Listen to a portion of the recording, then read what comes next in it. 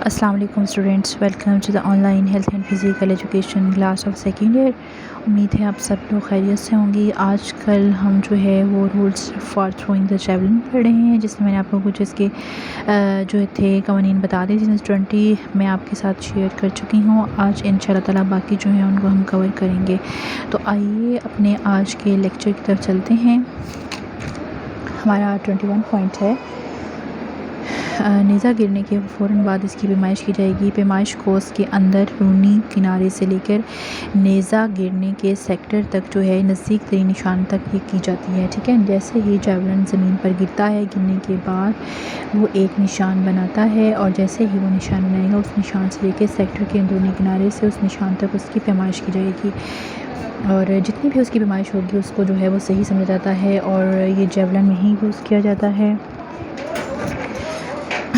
اس کے بعد 22 جو پوائنٹ ہے وہ یہ ہے کہ نیزہ دستانے پہن کر نہیں پھینکا جائے گا۔ ہاں جی، نیزہ جب پھینکا جاتا ہے تو اس کو دستانے پہن کر نہیں پھینکا جاتا، کیونکہ اگر اس طرح سے پھینکا جائے گا تو یہ فاؤل ہوگا۔ جیولن جب بھی آپ تھرو کر رہے ہیں، آپ اپنے فنگرز پر کچھ نہیں پہن سکتے، رنگ نہیں پہن سکتے، ایون کہ جیولن تھرو کرنے کے لیے کوئی بھی آپ ایسی چیز استعمال نہیں کر سکتے جو اس کو سپورٹ دے۔ یہ چیزیں آپ نے اس کا خیال رکھنا ہے، اور اگر ڈاکٹر اجازت دے تو ہاتھ پر یا انگلیوں پر پٹی وغیرہ باندھ کر جو ہے وہ جیولن پھینکا جا سکتا ہے۔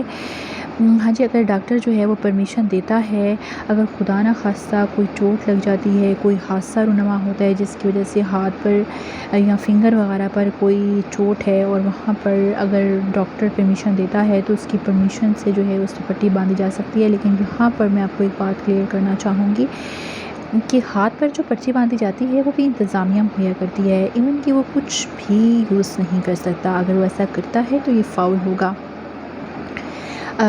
جو وہاں کی آرگنائزیشن ہوگی، جو اس کو آرگنائز کروا رہی ہوگی ایونٹ کو، جیسے کہ ایتھلیٹک ایونٹ اگر ہو رہا ہے تو اس میں جو ہے وہ کوئی بھی چیز ایک ایتھلیٹ جو ہے وہ یوز نہیں کر سکتا۔ اگر کرتا ہے تو پھر یہ کیا ہے، فاؤل ہو جائے گا۔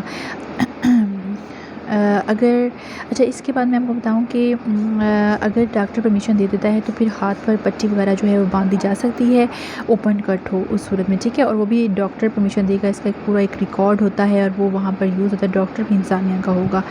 25 پوائنٹ یہ ہے کہ سیکٹر کے اندر کسی کھلاڑی کو کوئی نشان لگانے کی اجازت نہیں ہوتی۔ ہاں جی، جو سیکٹر ہوتا ہے اس کے اندر کسی قسم کا کوئی نشان جو ہے وہ نہیں لگایا جا سکتا۔ کھلاڑی جو ہے بعض اوقات جو ہے وہ نشان لگانے کی کوشش کرتے ہیں کہ یہاں سے وہ رننگ کرتے ہوئے وہاں پر وہ جیولن تھرو کر سکتے ہیں، تو ایسا کرنا جو ہے وہ فاؤل ہوتا ہے۔ وہ اپنی مرضی سے کوئی بھی نشان جو ہے وہاں رن وے پر یا سیکٹر میں کوئی نشان نہیں لگا سکتے، نہ ہی جہاں پر جیولن تھرو کے جو سیکٹر کے آگے والا ایریا ہوتا ہے اس پر بھی کوئی نشان نہیں لگا سکتے۔ اگر وہ ایسا کرتے ہیں تو یہ فاؤل ہوتا ہے۔ یہ چیز جو ہے وہ اپنے ذہن نشین رکھنی ہے۔ ایک کھلاڑی ایک راؤنڈ میں ایک دفعہ نیزہ پھینکے گا۔ ہاں جی، ایک کھلاڑی جو ہوگا وہ ایک راؤنڈ ہوتا ہے اس میں ایک دفعہ ہی وہ نیزہ پھینک سکتا ہے، اس کو 2 دفعہ نیزہ پھینکنے کی پرمیشن نہیں ہوتی۔ یہ چیز بھی آپ نے یاد رکھنی ہے کہ ایک راؤنڈ میں ایک دفعہ وہ نیزہ پھینکے گا، پھر جب دوبارہ راؤنڈ ہوگا پھر اس کی باری ہوگی۔ اب میں آپ کو یہاں پر یہ بھی بتاتی چلوں کہ اگر مقابلے میں حصہ لینے والے کھلاڑیوں کی تعداد 8 سے زیادہ ہو تو ان کو جو ہے وہ 3 کوششیں دی جاتی ہیں، ٹھیک ہے، اور پھر ان میں سے بہترین کھلاڑی نکال کر ان کو مزید 3 کوششیں دی جاتی ہیں۔ اگر مقابلے میں جو پلیئرز شامل ہیں وہ ہیں ہی 8 سے کم، تو پھر ان کو جو ہے وہ ڈائریکٹ 6 کوششیں دی جائیں گی۔ لیکن یہ کوششیں ایک ساتھ نہیں ہوتی کہ ڈائریکٹ پہلے ایک پلیئر آئے وہ 6 کوششیں لے، پھر اگلا آئے وہ 6 کوششیں لے، ایسا نہیں ہوتا، ٹھیک ہے۔ ایک کوشش لی جائے گی، اس کے بعد پھر نیکسٹ پلیئر کی باری ہوگی، وہی کوشش لے گا، پھر اس کے بعد اگلے پلیئر کی باری، پھر اس طرح اگر 6 پلیئرس ہو جاتی ہیں، 8 پلیئرس ہو جاتے ہیں تو پھر دوبارہ صرف 1 پلیئر سے جو ہے وہ جیولن دوبارہ سے پھینکوایا جاتا ہے۔ اس کے بعد جو ہے اگر کوئی کھلاڑی بلا جواز نیزہ پھینکنے میں دیر کرے تو اس کی وہ کوشش نہیں دی جائے گی بلکہ اس کی کوشش ضائع سمجھے گی۔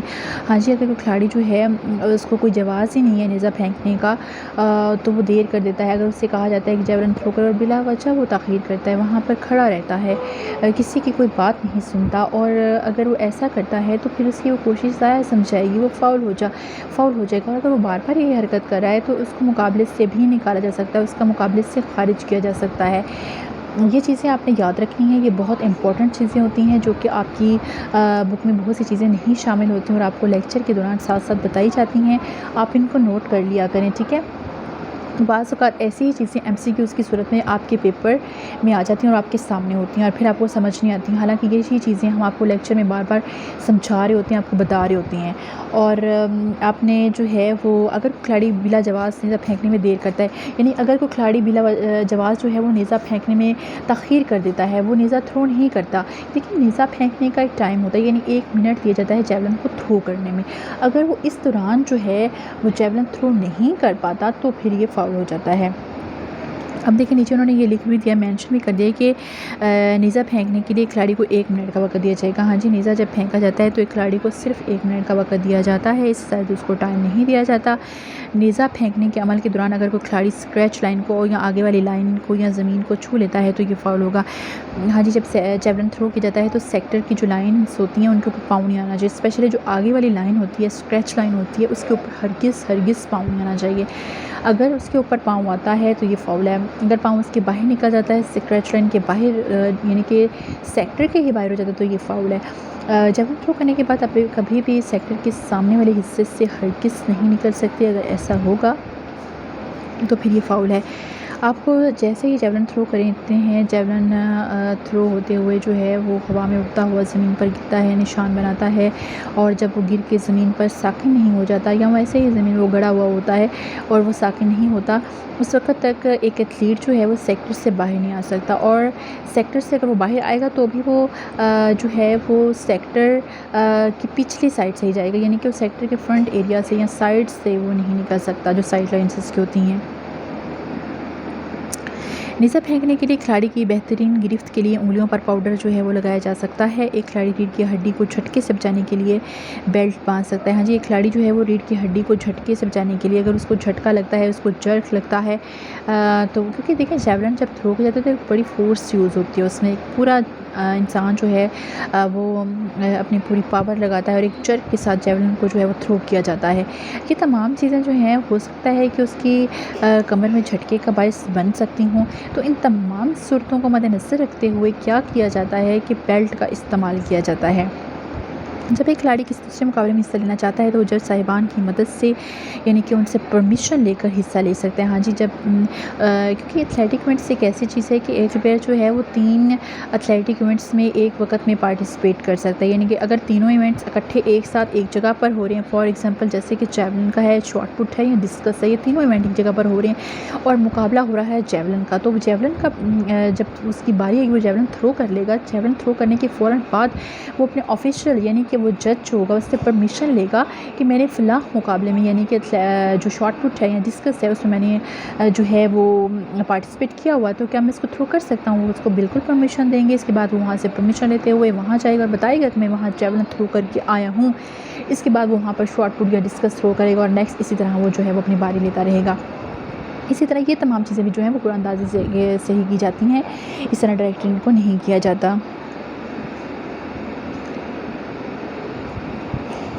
اگر کوئی کھلاڑی طاقتور ادویات کا استعمال نہیں کر سکتا، ہاں جی، یہ جو طاقتور ادویات ہوتی ہیں جسے کہ ڈوپنگ کہا جاتا ہے، یہ کوئی بھی پلیئر استعمال نہیں کر سکتا۔ یہ طاقتور ادویات جو ہوتی ہیں یہ وقتی طور پر پرفارمنس کو آؤٹ اسٹینڈنگ کر دیتی ہیں، بہت زیادہ بہتر بنا دیتی ہیں، کھلاڑی اپنی اوقات سے بڑھ کے جو ہے پرفارمنس دیتا ہے۔ تو ان تمام صورتوں میں یہ جو چیزیں ہیں یہ جو ہیں وہ اسپورٹس میں صحیح نہیں سمجھی جاتی ہیں اور ان پر بین ہے۔ اگر کوئی پلیئر یا کوئی ایتھلیٹ جو ہے وہ ڈوپنگ کا استعمال کرتا ہے یا کوئی جمناسٹ اگر ڈوپنگ کا استعمال کرتا ہے تو اس کے خلاف ایکشن لیا جاتا ہے اور اس کی جو وقتی پرفارمنس ہوتی ہے وہ بھی اس کی یعنی اس سے وہ پوزیشن حاصل کرے گا اس سے وہ بھی چھین لی جاتی ہے۔ اس کے علاوہ میں آپ کو بتاؤں کہ اس کے جو ہے وہ سزا بھی ہوتی ہے۔ سزا یہ ہے کہ اس کی جو پوزیشن ہوگی، جو اس نے فرسٹ یا سیکنڈ یا تھرڈ جو بھی پوزیشن حاصل کی ہوتی ہے اس سے وہ لے لی جاتی ہے اور وہ 0 پوزیشن پہ آتا ہے، ٹھیک ہے۔ اس کے بعد اس کو جرمانہ کیا جاتا ہے۔ اس کے علاوہ جو ہے اس پر بین کیا دیا جاتا ہے، یعنی کہ اس کی ڈوپنگ پر نظر ہے کہ اس کے اوپر کتنے سال کا بین ہوتا ہے، وہ مقابلہ جو ہے وہ نہیں کر سکتا۔ اس کے بعد میں آپ کو بتاؤں کہ ڈوپنگ ٹیسٹ کسی بھی وقت لیا جا سکتا ہے مقابلہ شروع ہونے سے پہلے، بعد میں یا درمیان میں۔ جن ممالک کے پاس سورسز بہت زیادہ ہوتے ہیں وہ ڈوپنگ ٹیسٹ جو ہے وہ سب ایتھلیٹس کا لے سکتے ہیں کہ ٹھیک ہے، یعنی کہ مقابلہ شروع ہونے سے پہلے لے سکتے ہیں اور پتہ چل جائے کہ فلاں نے اگر ڈوپنگ کیا تو اس کو پہلے ہی مقابلے سے نکال دیں، ٹھیک ہے، مقابلہ شروع ہونے سے پہلے اس کو مقابلے سے نکال سکتے ہیں۔ لیکن اگر کسی ملک کے پاس اتنے مسائل نہیں ہیں تو پھر جو ایتھلیٹس جو ہیں وہ پوزیشنس حاصل کرتے ہیں، یعنی کہ فرسٹ، سیکنڈ، تھرڈ، تو اس طرح پھر ان کی پوزیشنس جو ہیں، جو ریکارڈ ہولڈرس ہوتے ہیں، ان کا ڈوپنگ ٹیسٹ لازمی لیا جاتا ہے۔ یہ تو تھا ہمارا آج کا لیکچر، ان شاء اللہ تعالیٰ آپ کو سمجھ آ گیا ہوگا۔ کل ان شاء اللہ تعالیٰ جو اس کے باقی پوائنٹس رہ گئے ہیں وہ میں آپ کے ساتھ ضرور شیئر کروں گی۔ تب تک کے لیے اللہ حافظ، ٹیک کیئر۔ کل آپ کے ساتھ دوبارہ آپ کی خدمت میں حاضر ہوتے ہیں۔ اللہ حافظ۔